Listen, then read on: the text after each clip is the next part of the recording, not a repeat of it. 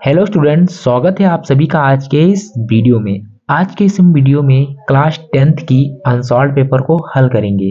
जैसा कि आप यहां पर देख रहे होंगे, ये हमने क्लास 10th की गणित की अनसॉल्व पेपर को लिया है और यहां पर हम इसके सेट नंबर जो 2024 का सेट नंबर 1 है उसके प्रश्नों को यहाँ पर हम हल कर रहे थे। इससे पहले वाले वीडियो में हमने प्रश्न नंबर 1 से लेकर के हमने इसके प्रश्न नंबर 14 तक के इसके प्रश्नों को हल कर लिया था।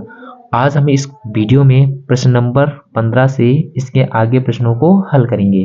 तो चलिए यहाँ पर हम इसकी शुरुआत करते हैं एकदम शानदार तरीके से। तो सबसे पहला यहाँ पर देखिए प्रश्न क्या दिया हुआ है। सबसे पहले प्रश्न में दे रखा है कि 22 सेंटीमीटर परिधि वाले वृत्त के चतुर्थांश का क्षेत्रफल होगा।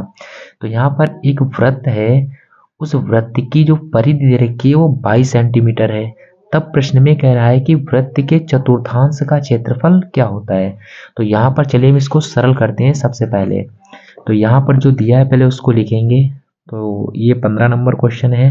तो यहाँ पर हम इसको हल करेंगे। क्या इसमें दिया था, वृत्त की परिधि, वृत्त की परिधि। तो वृत्त की परिधि जो स्टूडेंट है वो है 22 सेंटीमीटर। तो आप लोग सभी लोग भली भांति जानते होंगे कि ये जो वृत्त की परिधि है ये 2 पाई आर के बराबर होती है और 2 पाई आर के बराबर दिया है 22 सेंटीमीटर। तो हम इस परिधि की सहायता से हम वृत्त की त्रिज्या को ज्ञात कर सकते हैं। जैसे कि यहाँ पर देख सकते हैं वृत्त की परिधि होती है 2 पाई आर। तो 2 पाई आर देखिए 22 के बराबर है। तो यहाँ से हम इसको सरल करेंगे तो 2 पाई का मान कितना होता है 22/7। तो पाई की जगह पर हमने 22/7 रख दिया और मल्टीप्लाई में आर है तो इसको ऐसे रहने देंगे, बराबर में 22 से इसको लिख लिया। अब देखो ये बराबर में 22 और ये बराबर में 22 दोनों आपस में कैंसिल हो जाएंगे।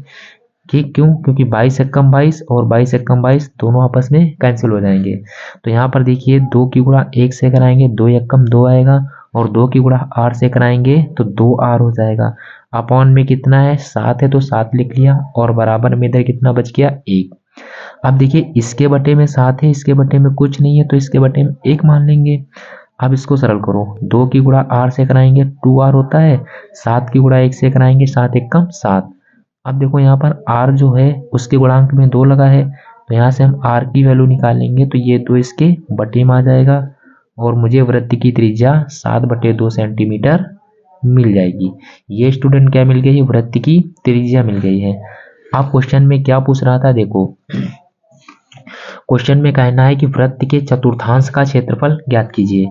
तो आप लोग जानते होंगे कि वृत्त के चतुर्थांश का क्षेत्रफल, तो वृत्त के जो चतुर्थांश का क्षेत्रफल होता है वो कितना होता है, वो होता है 1/4 पाई आर का स्क्वायर। ओके, तो यहाँ से हम इसके मान को रखेंगे 1/4 मल्टीप्लाई पाई, पाई का मान 22/7 मल्टीप्लाई में देखिए आर दिया हुआ है, आर का मान आप लोग ज्ञात कर सकते हो कितना है 7/2 है तो आर की जगह पर यहाँ पर रखेंगे 7/2 और इसका स्क्वायर हम इस तरह से रख देंगे।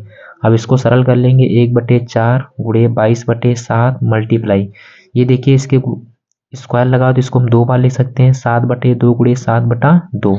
सॉल्व करेंगे, देखना है 7 से 7 कट जाएगा, 2 से इसको काटेंगे 2 एकम 2 2 एकम 2 2 एकम 2, तो ऊपर 11 बच गया 7 बच गया। 11 की गुणा 7 से कराएंगे तो 11 7 77 होता है बटे 2 के नीचे और 4 है, ये 4 है और ये 2 है, ये वाला सॉरी, तो 4 में 2 की गुणा कराएंगे 4 दूनी 8, तो 77/8 सेंटीमीटर स्क्वायर ये जो इसका करेक्ट आंसर होगा वृत्त के चतुर्थांश का क्षेत्रफल। तो चलिए इसके बाद में देखिए अगले प्रश्न को यहाँ पर हम हल करते हैं। तो यहाँ पर देखिए जो अगला प्रश्न दिया हुआ है वो कह रहा है कैप्सूल संयोजक है।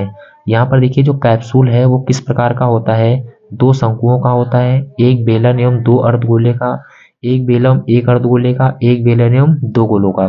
तो आप लोगों को हम बता दें, देखिए कैप्सूल जो होता है आप लोगों ने मेडिसिन लिया होगा तो उसमें देखा होगा कैप्सूल की जो आकृति होती है वो इस प्रकार से होती है, उसका जो बीच वाला भाग होता है वो बेलन के आकार का होता है और उसके साइड के जो हिस्सा दोनों होते हैं वो कुछ इस प्रकार से होते हैं जैसा कि यहाँ पर हम देखो बना रहे हैं। अब इसमें देखिए क्या है कि इसके ये जो हिस्सा है इधर का ये किसके आकार का होता है, अर्धगोले का आकार का होता है इधर का। और सेम इसी प्रकार का जो इधर का हिस्सा होता है ये भी किसके आकार का होता है, अर्धगोले आकार का होता है। तो यहाँ पर देखिए इसमें दो हमें अर्धगोले दिख रहे हैं, एक अर्धगोला इधर है, एक अर्धगोला इधर है, और बीच में क्या है, एक बेलन है। तो ये जो कैप्सूल होता है इसका जो संयोजन होता है वो दो अर्धगोले और एक बेलन से मिलकर होता है। तो यहाँ पर आप लोग देख सकते हैं एक बेलन एवं दो अर्धगोलों का, तो यहाँ पर बी नंबर इसका करेक्ट आंसर हो जाएगा। इसके बाद में आप सवाल नंबर 17 को देख सकते हैं। सवाल नंबर 17 में कह रहा है यदि आंकड़ों का माध्य 32, क्या दे रखा है यहाँ पर सवाल में, यहाँ पर मुझे माध्य दे रखा है कितना, 32, और उसके बाद में इसका बहुलक दे रखा है आंकड़ों का, वो बहुलक कितना दे रखा है, यहाँ पे बहुलक है 35। तब क्वेश्चन में कह रहा है कि उसका माध्य क्या होगा। तो यहाँ से सवाल में माध्यक सॉरी पूछ रहा है, क्या पूछ रहा है, माध्यक क्या होगा, इसके बराबर में हम लिखा लेंगे क्वेश्चन मार्क। ठीक, अब आप लोगों ने इन तीनों के बीच में एक संबंध को पढ़ा होगा। तो इन तीनों के बीच में संबंध क्या होता है, ये संबंध होता है बहुलक बराबर होता है 3 गुणे माध्यक, और माइनस में 2 गुणे होता है कितना, माध्य। ये क्या होता है, इन तीनों के बीच में संबंध होता है। तो यहाँ पर देखिए बहुलक का मान 35 है, तो बहुलक के स्थान पर 35 लिख देंगे, बराबर में 3 गुणे यहाँ पर देखिए माध्य दिया है, माध्य का मान 32 है, तो यहाँ पर 32 रख देंगे, सॉरी एक मिनट, माध्यक ज्ञात ही करना है मुझे। तो यहाँ पर ये माध्यक है, इसको ऐसे रखेंगे, माइनस में 2 गुणे देखिए माध्य का मान कितना दे रखा है, 32 दिया है, तो माध्य की जगह पर हम कितना लिख देंगे, 32। इसको हम हल करेंगे, 35 बराबर ये हो जाएगा 3 गुणे माध्यक, इसको माध्यक कर लो, माध्यम हो रहा है, ये हो जाएगा माध्यक माइनस 32 दूनी कितना होता है, 64 होता है। अब यहाँ पर देखिए ये माइनस का है, इसको इधर भेज देंगे, काहे का हो जाएगा, प्लस का हो जाएगा, तो हो जाएगा 35 प्लस में कितना 64 बराबर हो जाएगा 3 गुणे में माध्यक।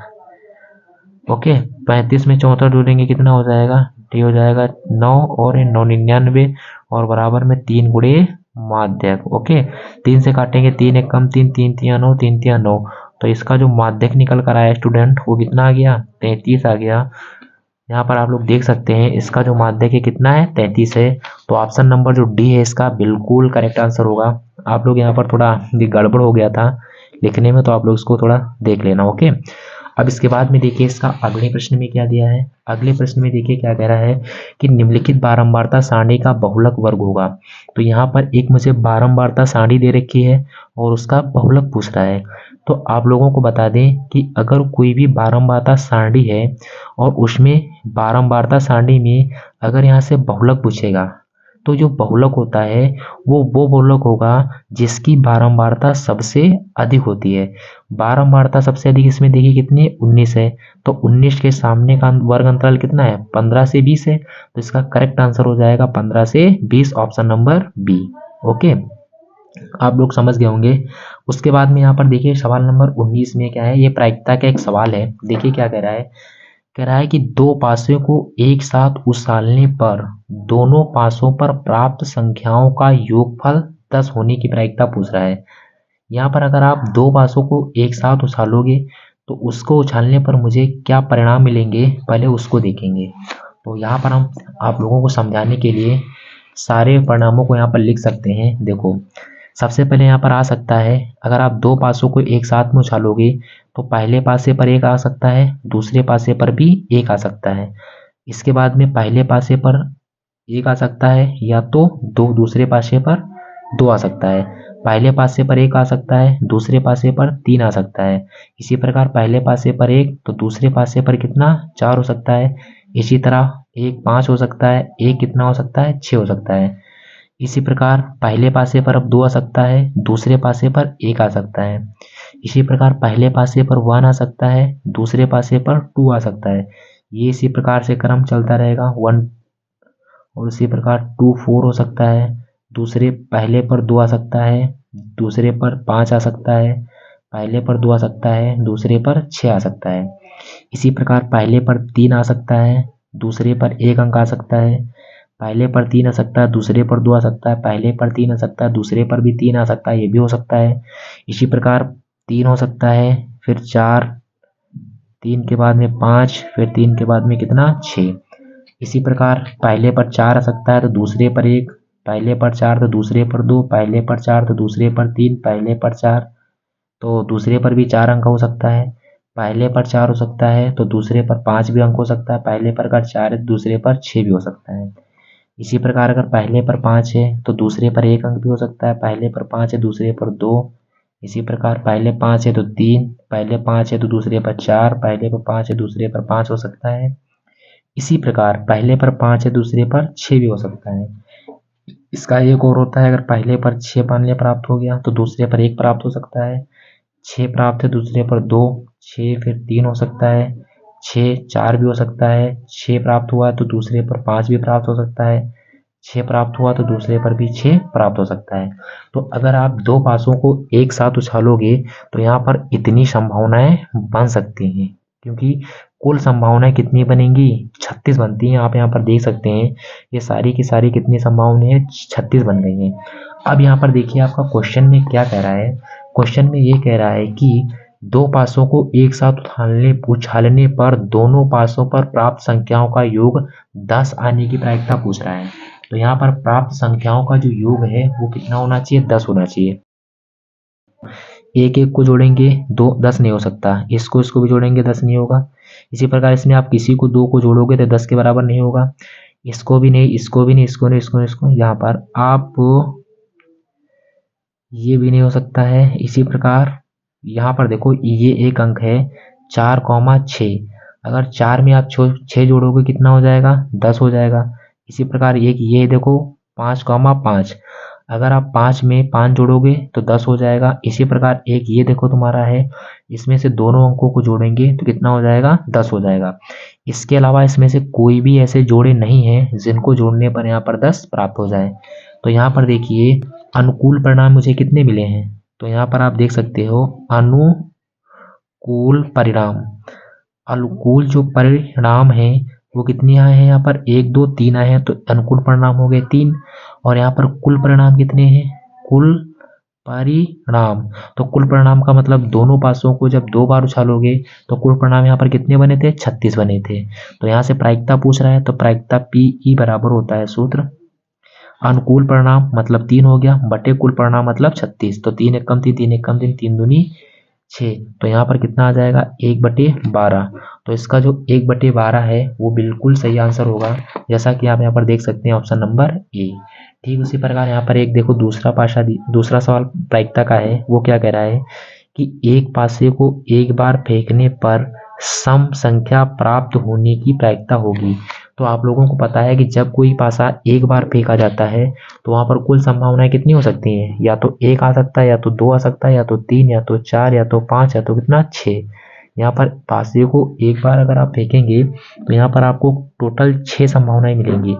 अब इन 6 संभावनाओं में प्रश्न कह रहा है कि पासे को फेंकने पर सम संख्या प्राप्त होने की प्रायिकता, तो सम संख्या यहाँ पर कितनी बार मिल रही है, देखो 2 मिल रहा है, फिर उसके बाद सम 4 मिल रहा है, उसके बाद सम कितना मिला है 6 मिल रहा है। तो फिर अनुकूल परिणाम यहाँ पर कितने हैं 3 बार है, और कुल परिणाम यहाँ पर कितने हैं 1 2 3 4 5 6। तो प्रायिकता बराबर होती है अनुकूल परिणाम बटे कुल परिणाम, तो 3 एक कम 3, 3 दूनी 6, तो इसका बिल्कुल सही आंसर होगा 1/2, जैसा कि आप यहाँ पर देख सकते हैं ऑप्शन नंबर सी इसका बिल्कुल सही आंसर होगा। तो यहाँ पर उम्मीद करते होंगे कि आपको ये बहुविकल्पी प्रश्न समझ में आए होंगे। अब हम इसके बाद में इसके जो 21 नंबर प्रश्न है उसके सभी भागों को यहाँ पर हल करेंगे। जैसा कि यहाँ पर देख लीजिए 21 का नंबर प्रश्न में क्या कह रहा है कि एक घन का आयतन 1331 सेंटीमीटर क्यूब है, इसकी प्रत्येक भुजा ज्ञात कीजिए। तो चलिए हम यहाँ पर इसको सरल करते हैं।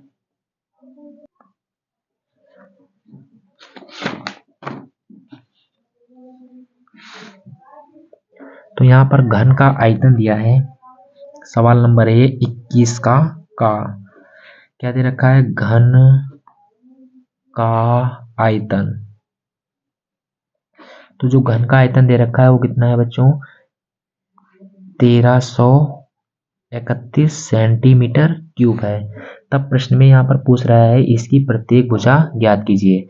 तो आप लोगों ने पढ़ा होगा ये जो घन का आयतन होता है कितना होता है भुजा क्यूब होता है। तो यहाँ पर घन के आयतन का फार्मूला लिखेंगे भुजा क्यूब, ये बराबर है किसके, 1331 के। अब यहाँ पर देखिए इस क्यूब को हटाएंगे तो उधर वाली संख्या पर क्यूब रूट चढ़ता है, तो यहाँ से हो जाएगा भुजा बराबर में क्यूब रूट 1331। तो यहाँ से हो जाएगा भुजा बराबर में, इसको देखिए आप लिख सकते हैं क्यूब रूट 1331 किसका गुणनखंड होता है, 11 का होता है। तो 11 गुणे 11 गुणे 11, 11 11 में 121 होता है, 121 की गुणा 11 से कराओगे कितना आता है, 1331 आ जाएगा। तो यहाँ पर देखिए 11 का जोटा मिल रहा है 3 बार, तो यहाँ से इसकी जो घन की भुजा हो जाएगी वो अंडर रूट से बाहर ही जब 11 आएगा तो केवल कितना मिलेगा, 11 मिलेगा। तो घन की भुजा हो जाएगी स्टूडेंट 11 सेंटीमीटर। आप इसको इस प्रकार से हल कर सकते हैं। इसी प्रकार देखिए इसका खा नंबर सवाल में क्या कह रहा है। खा नंबर सवाल में मुझे दिया है कि यदि द्विघात समीकरण, यहाँ पर द्विघात समीकरण दे रखा है x का स्क्वायर प्लस में 3x और माइनस में p बराबर में कितना 0 का एक मूल 2 हो। यहाँ पर इसका एक मूल x बराबर कितना दे रखा है, 2 दिया है। तब प्रश्न कह रहा है कि p का मान ज्ञात कीजिए। तो इस प्रकार के सवाल को करने का देखिए तरीका क्या होता है, जो हमें द्विघात समीकरण दिया होता है उसको हम समीकरण x मतलब 1 मान लेते हैं, और जो यहाँ पर मुझे मूल होता है वो x के बराबर दिया होता है। तो यहाँ पर देखिए जैसा कि एक मूल दिया है, यहाँ पर एक मूल कितना है, 2 है, तो x बराबर हमने कितना ले लिया, 2 ले लिया। अब प्रश्न में कह रहा है कि p का मान क्या होगा। तो यहाँ पर ये जो मूल x बराबर 2 दिया है, इस x बराबर 2 को इस पूरे समीकरण में आपको जहां जहां x है वहां पर रख देना है। तो यहाँ पर लिखेंगे इसी प्रकार x बराबर 2 समीकरण किसमें, फर्स्ट में रखने पर। तो जब आप फर्स्ट में रखेंगे x की जगह पर, तो देखिए यहाँ पर x लिखा है तो x का स्क्वायर है तो 2 के स्क्वायर कर देंगे। फिर प्लस में देखो 3 लिखा है तो प्लस में 3 गुणे में x है तो x का मान 2 है तो x की जगह पर 2 हो गया। माइनस में p बराबर में कितना 0, 2 का स्क्वायर करेंगे 2 दूनी 4, 3 दूनी कितना होता है 6, माइनस p बराबर में कितना 0। अब देखिए ये माइनस का p है, बराबर के उधर भेज दो तो 6 4 कितना होता है 10, माइनस का p उधर जाएगा बराबर में हो जाएगा प्लस का p। तो यहाँ से p का मान कितना मिल जाएगा 10। ये इसका बिल्कुल करेक्ट आंसर होगा। अब उसके बाद में देखिए एक सवाल त्रिकोणमिति का दिया हुआ है। त्रिकोणमिति में कह रहा है कि यदि cos थीटा बराबर 15/17 हो तो sin थीटा का मान ज्ञात कीजिए। तो यहाँ पर देखिए मुझे किसका मान दिया है, cos थीटा का मान दिया है। यहाँ पर हम कर लेते हैं इसको। देखिए cos थीटा बराबर जो दिया है वो दिया है 15 के बटे में कितना 17। तब प्रश्न में कह रहा है कि साइन थीटा का मान क्या होगा। तो साइन थीटा बराबर कितना लिख लेंगे, क्वेश्चन मार्क। अब आप लोग जानते हैं, पढ़ा होगा कि cos थीटा बराबर फार्मूला होता है आधार बटे में कितना कर्ण। इसका मतलब ये है कि आधार का मान 15 है, कर्ण का मान कितना है 17 है। मुझे यहाँ से किसका मान निकालने की जरूरत है, लंब के मान को निकालने की जरूरत है। तो उसके लिए हम लोग क्या करते हैं, एक समकोण त्रिभुज बनाएंगे। ये हमने बना लिया समकोण त्रिभुज, इसका नाम ABC दे देते हैं। हम इस वाले एंगल को मान लेते हैं, ये वाला एंगल कितना है, थीटा है। अगर आप इस वाले एंगल को थीटा मानोगे तो एंगल के सामने की भुजा ये जो BC है ये क्या होती है, लंब होती है। और यहाँ पर देखिए 90 अंश का कोण बन रहा है, 90 अंश के सामने की जो भुजा AC है ये सदैव क्या होती है, कर्ण होती है। तो ये बचा हुआ नीचे की जो भुजा है इसे क्या होती कहते हैं, आधार कहते हैं। तो आधार का मान देखिए 15 दिया हुआ है, कर्ण का मान 17 दिया हुआ है, तो कर्ण की जगह पर 17 रख देंगे। अब यहाँ पर हम BC का मान ज्ञात करेंगे। तो आप लोगों ने पढ़ा होगा कि अगर किसी भी समकोण त्रिभुज में 2 भुजाओं का मान पता हो, तीसरी भुजा का मान ज्ञात करना हो तो किसका प्रयोग करते हैं, पाइथागोरस की प्रमेय का प्रयोग करते हैं। तो यहाँ पर लिखेंगे त्रिभुज ABC में पाइथागोरस प्रमेय से, पाइथागोरस प्रमेय से। पाइथागोरस की प्रमेय क्या होती है, ये जो समकोण त्रिभुज की जो सबसे बड़ी भुजा है कर्ण है AC, तो AC का जो वर्ग होगा वो अन्य दोनों छोटी भुजाओं के स्क्वायर के योगफल के बराबर होता है। तो अन्य दोनों छोटी भुजा कौन कौन सी हैं, AB है तो AB का स्क्वायर प्लस BC है तो BC का स्क्वायर करेंगे। AC का मान 17 है तो 17 का स्क्वायर बराबर AB का मान 15 है तो 15 का स्क्वायर, BC का मान मुझे ज्ञात करना है तो इसको ऐसे रखेंगे। अब देखिए 17 का स्क्वायर कितना होता है, 289 होता है, और 15 का स्क्वायर होता है 225, और इधर हो जाएगा BC का स्क्वायर। अब देखिए ये प्लस का इधर ले आएंगे माइनस का हो जाएगा, तो 289 माइनस में 225 बराबर हो जाएगा BC का स्क्वायर। अब देखो 289 में 225 को घटाएंगे तो यहाँ पर 64 बचेगा और बराबर में BC का स्क्वायर। इधर से जब स्क्वायर हटता है तो इधर अंडर रूट लग जाएगा, तो यहाँ से BC बराबर मुझे मिलेगा अंडर रूट में 64। तो BC बराबर अंडर रूट 64 किसका मान होता है? 8 का होता है। तो BC का मान कितना मिल गया? 8 मिल गया। ओके, अब यहाँ पर किसका मान पूछ रहा था? साइन थीटा का मान पूछ रहा है। तो साइन थीटा बराबर सूत्र क्या होता है? लंब बटे में कितना? कर्ण। तो हो जाएगा साइन थीटा बराबर लंब। लंब कितना निकला है? लंब BC था, उसका मान 8 है तो 8 हो गया, कर्ण 17 था, तो साइन थीटा बराबर हो जाएगा 8/17। यही इसका बिल्कुल करेक्ट आंसर होगा। उसके बाद में यहाँ पर देखिए इसका अगला सवाल क्या दे रखा है। अगले सवाल में कह रहा है कि निम्नलिखित बारंबारता सारणी का माध्य ज्ञात कीजिए। यहाँ पर देखिए मुझे सारणी दे रखी है और इस सारणी में सबसे पहले मुझे वर्ग अंतराल दिया है, फिर बारंबारता। तो हम इसको यहाँ पर अब हल करेंगे। देखते हैं इसको। सवाल नंबर के है घा, तो यहाँ पर लिख लेंगे सवाल नंबर घा। पहले वर्ग अंतराल है तो लिखेंगे वर्ग अंतराल। और आप लोगों को यहाँ पर बता दें कि अगर कोई भी बारंबारता का सवाल है तो उसमें आपको सारणी इस तरह से देगा। हर एक क्वेश्चन में सारणी इसी प्रकार से ज़्यादातर दी होती है, तो उसको आप लोगों को हल करते समय इस तरह से सारणी को लिखना है। तो यहाँ पर देखिए वर्ग अंतराल कहाँ से कहाँ तक है? 0 से 2 है, फिर 2 से 4 है, 4 से 6, 6 से 8, 8 से 10।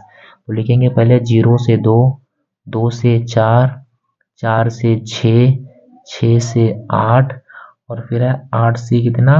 10। ये क्या दे रखी है? हमें सारणी दे रखी है और इस सारणी का वर्ग अंतराल में साथ बारंबारता है, तो बारंबारता लिख लेंगे। यहाँ पर बारंबारता कितनी दे रखी है? देखिए 1 2 6 8, 1 2 6 8 3, ये क्या है? इसकी बारंबारता है। तब प्रश्न कह रहा है माध्य ज्ञात कीजिए। तो यहाँ पर देखिए केवल माध्य पूछ रहा है, ना कि किसी विधि द्वारा कह रहा है। तो जब केवल आप लोगों से माध्य पूछे ज्ञात करने को, तो यहाँ पर आप माध्य ज्ञात करने के लिए साधारण सी सिंपल सी विधि लगाना है, प्रत्यक्ष विधि। ठीक है, तो यहाँ पर देखिए प्रत्यक्ष विधि में क्या होता है कि सबसे पहले हम क्या करेंगे, इस वर्ग अंतराल सारणी से हम मध्यमान निकालेंगे। क्या निकालते हैं? मध्यमान।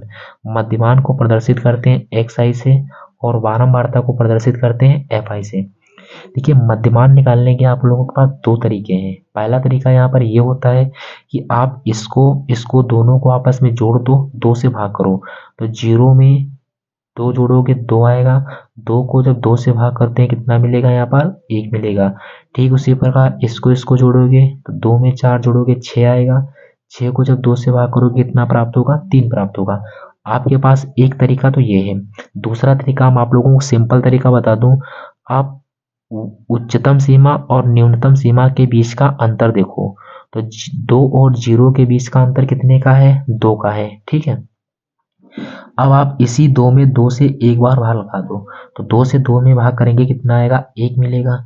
अब ये जो 1 प्राप्त हुआ है इस निचली वाली सीमा में जोड़ते हुए चले आओ। देखिए 0 में हमने 1 को जोड़ा तो 1 मिल गया, 2 में 1 को जोड़ेंगे 3 मिल गया, 4 में 1 को जोड़ोगे 5 मिलेगा, 6 में 1 को जोड़ोगे 7 मिलेगा, 8 में 1 को जोड़ोगे कितना मिल गया? 9 मिल गया। यही तुम्हारा क्या हो जाएगा? मध्यमान हो जाएगा। अब प्रत्यक्ष विधि में क्या होता है कि हमें एफ आई की मल्टीप्लाई करानी होती है किससे? एक्स आई से। तो 1 की गुणा 1 से कराएंगे 1 आएगा, 2 की 3 से कराएंगे 6 आएगा, 6 की 5 से कराएंगे 30 आएगा, 8 की 7 से कराएंगे 56 आएगा, 9 की 3 से कराएंगे 9 तियां 27 आएगा। ओके, अब यहाँ पर देखिए प्रत्यक्ष विधि से माध्य ज्ञात करने का फार्मूला क्या होता है? माध्य ज्ञात करने का फार्मूला होता है एक्स बराबर या माध्य बराबर, ये सूत्र होता है सिग्मा एफ आई एक्स आई बटे में सिग्मा एफ आई। तो सबसे पहले हम सिग्मा एफ आई का मान यहाँ पर ज्ञात करेंगे। तो देखिए एफ आई है और यहाँ पर लगा है सिग्मा। सिग्मा का यहाँ पर मतलब ये होता है कि जितने भी एफ आई में बारंबारताएं दे रखी हैं उन सभी को आपस में जोड़ दो। तो 1 में 2 जोड़ेंगे 3 आएगा, 3 में 6 जोड़ोगे 9 आएगा, 9 में 8 जोड़ोगे 17, 17 में 3 जोड़ोगे कितना आएगा? 20 आएगा।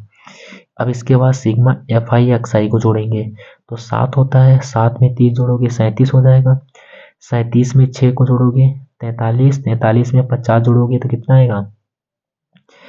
43 में 50 को जोड़ोगे कितना हो जाएगा? 93 हो जाएगा। 93 में 7 को जोड़ोगे, 93 में 7 को जोड़ोगे 100, 100 में 20 जोड़ोगे तो कितना आ जाएगा 120। तो यहाँ पर सिग्मा एफ आई एक्स आई का मान कितना, सॉरी सिग्मा एफ आई का मान 20 मिल गया, सिग्मा एफ आई एक्स आई का मान कितना है 120 मिल गया। मान को यहाँ पर रख दो सूत्र में, तो हो जाएगा एक्स बार बराबर सिग्मा एफ आई, इसका मान है 120, इसका मान है 20, 20 से 20 कट गया, 2 एकम 2, 2 छंग 12। तो यहाँ से इसका जो माध्य आएगा स्टूडेंट वो कितना आ जाएगा 6, यही इसका बिल्कुल करेक्ट आंसर होगा। अब इसके बाद में हम इसके अगले सवाल को हल करेंगे। अगले सवाल में देखिए क्या कर रहा है, यदि बिंदु, यहाँ पर मुझे इसके 2 बिंदु दे रखे हैं, यहाँ पर इसको देखते हैं। यहाँ पर आप देखते हैं 2 बिंदु हैं, हम पहले वाले बिंदु को ए मान लेते हैं। तो यहाँ पर हमने ए बिंदु मान लिया और इसके जो निर्देशांक दिए हैं वो -3, 10 है, और जो दूसरा बिंदु है और एक बिंदु है बी, उसके निर्देशांक दे रखे हैं 5, में कितने 4 को मिलाने वाले रेखाखंड के मध्य बिंदु के निर्देशांक ज्ञात कीजिए। यहाँ पर ये क्वेश्चन कह रहा है कि अगर ये दोनों देख लीजिए आप इसको चित्र के जरिए से, हमने ये देखो एक रेखाखंड है, इसका नाम है ए और इसका नाम दे रखा है बी। इस वाले बिंदु के निर्देशांक है -3, 10 और इस बिंदु के निर्देशांक है 5, में कितने 4। तब प्रश्न में कह रहा है कि जो ये रेखाखंड ए बी आपने लिया है, इसका जो मध्य बिंदु होगा यहाँ पर, उस वाले बिंदु के निर्देशांक क्या होंगे। तो हमने मान लिया मध्य बिंदु जो पी है उसके निर्देशांक है x, y। अब हम यहाँ पर ज्ञात करेंगे, तो ज्ञात करने से पहले यहाँ पर लिखेंगे ए बी के मध्य बिंदु P के निर्देशांक, रेखाखंड ए बी के मध्य बिंदु P के निर्देशांक, P के निर्देशांक। तो यहाँ पर देखिए P के निर्देशांक में क्या हमने माना, x माना है। तो आप लोगों ने x के लिए फार्मूला पढ़ा होगा, x बराबर x1 प्लस x2 बटे में 2 होता है, और कॉमा y के लिए सूत्र होता है y बराबर y1 प्लस y2 बटे में कितना 2। अब यहाँ पर देखिए ये होता है x1 का मान, ये होता है y1 का, ये होता है x2 और ये होता है y2। तो हो जाएगा x बराबर x1, x1 का मान -3 है, तो -3 प्लस x2, x2 का मान कितना है 5 है, तो x2 की जगह पर 5 बटे में 2, कॉमा y बराबर में यहाँ पर हो जाएगा y1, y1 का मान 10 है, तो y1 की जगह पर 10, y2 का मान 4 है, तो उसकी जगह पर 4 बटे में कितना हो जाएगा 2। अब यहाँ पर सरल करेंगे तो x बराबर हो जाएगा 5 में से 3 घट जाएगा तो 2 बटे 2 बचेगा। यहाँ पर y बराबर 10 में 4 जोड़ेंगे 14 बटे 2, 2 से 2 कट जाएगा, 2 एकम 2, 2 सती 14। तो यहाँ पर जो बिंदु P के निर्देशांक होंगे, बिंदु P के निर्देशांक ये कितने हो जाएंगे स्टूडेंट, 1, 7, क्योंकि x की जगह पर यहाँ पर 1 मिल गया, y की जगह पर 7, तो इसका करेक्ट आंसर हो जाएगा 1, 7। ओके। अब यहाँ पर देखिए इसका दूसरा सवाल दे रखा है। दूसरे सवाल में कह रहा है कि यदि बिंदुओं इतने तथा इतने, मतलब -1, -3 तथा x, 9 के बीच की दूरी 13 मात्रक है तो x का मान ज्ञात कीजिए। तो यहाँ पर ये बिल्कुल आसान सा क्वेश्चन है। यहाँ पर देखिए सवाल नंबर जो है 4, इसको हम लिख लेते हैं पहले। इसमें बिंदु दे रखे हैं, तो पहले बिंदु को हम मान लेते हैं ये -1, -3 है, और जो तथा दूसरा जो बिंदु दे रखा है उसको हम b मान लेते हैं, और इसके निर्देशांक है x, में कितना 9। अब देखिए इन दोनों के जो बीच की दूरी है, मतलब ए बी बराबर वो दे रखा है 13 मात्रक। क्या दे रखा है, ए बी बराबर जो दे रखी है वो 13 मात्रक दिया हुआ है। तब x का मान पूछ रहा है। तो आप लोगों ने पढ़ा होगा कि दो बिंदुओं के जो बीच की दूरी होती है उसका फार्मूला होता है ए बी बराबर में अंडर रूट के अंदर, यहाँ पर देख लेते हैं इसको, ए बी बराबर में फार्मूला होता है अंडर रूट में x2 माइनस x1 का whole square plus y2 minus y1 का कितना होल स्क्वायर। तो ये देखिए ए बी का मान 13 है, तो ए बी की जगह पर 13 बराबर में अंडर रूट x2, देखो ये होता है x1 का मान, ये होता है y1, इसके लिए मान लेते हैं ये x2 होता है, ये y2 हो गया। ठीक, अब हम इन्हीं मानों को यहाँ पर रखेंगे। तो x2 का मान देखिए x है, तो x2 की जगह पर x हो गया, माइनस में x1, तो x1 का मान देखो यहाँ पर माइनस का 1 है, तो यहाँ पर ये माइनस है और सूत्र में ऑलरेडी माइनस होता है, तो माइनस माइनस मिल करके प्लस हो जाएगा और इसका होल स्क्वायर हो जाएगा, प्लस फिर देखिए y2 का मान कितना है 9 है, तो y2 की जगह पर 9 माइनस में y1 का मान देखिए कितना है माइनस का 3 है, तो ये माइनस और यहाँ पर ये माइनस दोनों मिलकर के क्या बन जाएंगे प्लस हो जाएंगे, और यहाँ पर लिख लेंगे y की जगह पर 3 और स्क्वायर हो जाएगा। ये हो जाएगा 13 बराबर में अंडर रूट में ये हो जाएगा x प्लस 1 का होल स्क्वायर प्लस कितना हो जाएगा 9 3 12 का होल स्क्वायर। अब देखिए इधर की साइड में अंडर रूट है, इधर पर केवल संख्या है, तो इधर का अंडर रूट हटाने के लिए क्या करेंगे दोनों पक्षों का वर्ग, तो यहाँ पर लिखेंगे दोनों पक्षों का वर्ग करने पर तो हो जाएगा इधर 13 का स्क्वायर। अब इधर दोनों का वर्ग करेंगे तो अंडर रूट हट जाएगा, तो केवल बचेगा x प्लस 1 का होल स्क्वायर और प्लस में बचेगा 12 का स्क्वायर। ओके, अब देखिए 13 का स्क्वायर होता है 169 और यहाँ पर a प्लस बी का होल स्क्वायर फार्मूला लगा देंगे, तो हो जाएगा a square plus B square, एक का स्क्वायर एक होता है, प्लस में होता है 2ab, तो 2a का मान x है, b का मान 1 है, एक की गुणा कराएंगे वही रहेगा, प्लस 12 बनी में 144। अब देखिए इसको संख्याओं को संख्या के पास कर देंगे तो ये हो जाएगा 169, ये प्लस का इधर आएगा तो माइनस में 144 बराबर एक्स स्क्वायर प्लस में 2x। अब ये प्लस का 1 है, इसको थोड़ी देर चलो इधर ही रख के देते हैं, ठीक। अब देखो 169 में से 144 जाएगा, कितना बचेगा 25 बचेगा, तो यहाँ पर हो गया 25 और ये प्लस का 1 इसको भी इधर ले आओ तो माइनस का 1 बराबर हो जाएगा एक्स स्क्वायर प्लस में 2x। 25 में से 1 जाएगा, कितना बचेगा स्टूडेंट 24 और बराबर में एक्स स्क्वायर प्लस में 2x। ओके, अब यहाँ पर देखिए ये एक द्विघात समीकरण बनना है, तो इसके हम गुणनखंड करके यहाँ पर हम मान को प्राप्त करेंगे। यहाँ पर हम देख लेते हैं, देखना, तो इसको हम देखिए लिख सकते हैं एक्स स्क्वायर प्लस में 2x, ये प्लस का 24 है बराबर किधर जाएगा तो माइनस का 24 बराबर में 0। अब देखिए ये द्विघात समीकरण बन गया, तो इसके हम गुणनखंड कर लेते हैं। तो गुणनखंड करेंगे तो देखो 24 एकम 24, मतलब 24 के ऐसे गुणनखंड करो जोड़ने या घटाने पर 2 मिले, तो यहाँ पर हम कह सकते हैं 6 चौक 24, मतलब 6 में से अगर हम 2 4 घटा देंगे तो यहाँ पर मुझे 2 मिल जाएगा, तो हो जाएगा एक्स स्क्वायर प्लस में 6x माइनस में 4x माइनस के 24 बराबर में 0। इन दोनों में से x कॉमन ले लेंगे तो x प्लस 6 हो जाएगा, इन दोनों में से -4 कॉमन ले लेंगे तो ये x प्लस 6 हो जाएगा बराबर में 0। सभी में से कॉमन है x प्लस 6 और यहाँ पर बचेगा कितना x माइनस में कितना 4 बराबर में 0। तो एक बार लिखेंगे x प्लस 6 बराबर 0, एक बार लिखेंगे x माइनस 4 बराबर 0, तो ये प्लस का 6 बराबर उधर जाएगा माइनस का 6 हो गया, ये उधर जाएगा तो काहे का हो जाएगा प्लस का 4 हो गया। तो यहाँ पर x के मान कितने संभव हैं माइनस के 6 या प्लस 4, यही इसका क्या होगा करेक्ट आंसर हो जाएगा। तो उम्मीद करते होंगे आपको ये 4 नंबर तक प्रश्न समझ में आए होंगे। इसके बाद हम इसके अगली वीडियो में मिलेंगे इसके आगे के सवालों को लेकर। जय हिंद जय भारत।